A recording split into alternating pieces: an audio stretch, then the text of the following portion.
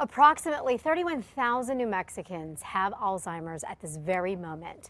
Jamie Fry, Communication and Advocacy Director for the Alzheimer's Association here in New Mexico, is here with me to talk about this very important issue, as well as David Esquivel, who is a volunteer with the organization. Thanks so much for coming in, guys. Thanks for having us. So let's talk about this next week on the 30th. The Alzheimer's Association New Mexico chapter is hosting its annual day at the legislature at the Roundhouse.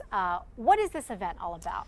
Every year we go to Santa Fe to try and encourage legislators to think about Alzheimer's when making their budget plans for the next year.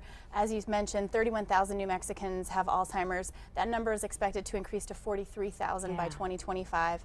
And they're supported by 105,000 unpaid caregivers here in the state of New Mexico.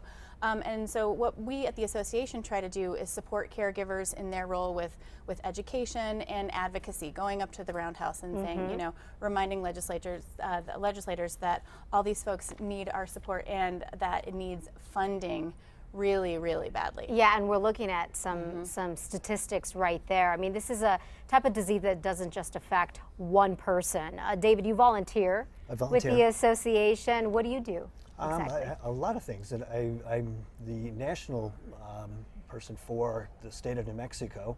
Okay. So I advocacy in that regard. On a national level. Correct, right, for New Mexico. And just a lot of things. Do you have family associated with Alzheimer's? I do. In fact, I have early onset Alzheimer's. You do? Right. Yeah, that's interesting. You know, what would you like to see happen? What would you like to see the legislature do? What kind of changes you think, you know, are most important right now? I think a lot of things are very, very important. You know, as of late, we have put together a plan for the state of New Mexico, and with this disease and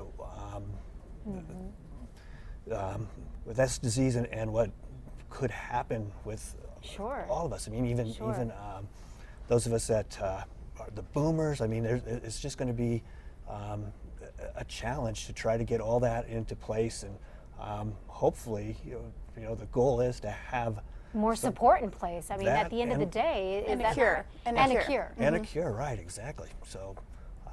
That's why, you know, we're here. That's why we're up there this year, just like we are every year. Yeah, and maybe we should explain what the purple is about.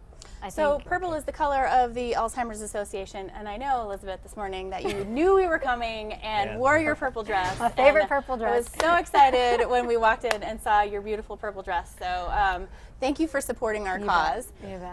And yeah, so this is our color. Dave's got the wristband. I've got my purple shirt. So we would like to invite people to come out as well on the 30th. On the 30th. Yeah, we will be starting around 9 a.m. We'll have a press conference from 10 to 11. We'll have legislators speaking and cabinet secretaries talking about how Alzheimer's affects their community, and all the volunteers that we can, everyone who wants to come, we would love to have you up there. 9 a.m. at the Roundhouse on the 30th. On the 30th. Again, for more information on the event, as well as the Alzheimer's Association here in New Mexico, please visit our website, CASA.com, and click on CASA blog. Thank you both so much for coming in and for making a difference. All right, we're going to head over to Chad. Chad, what's going on in the style show today?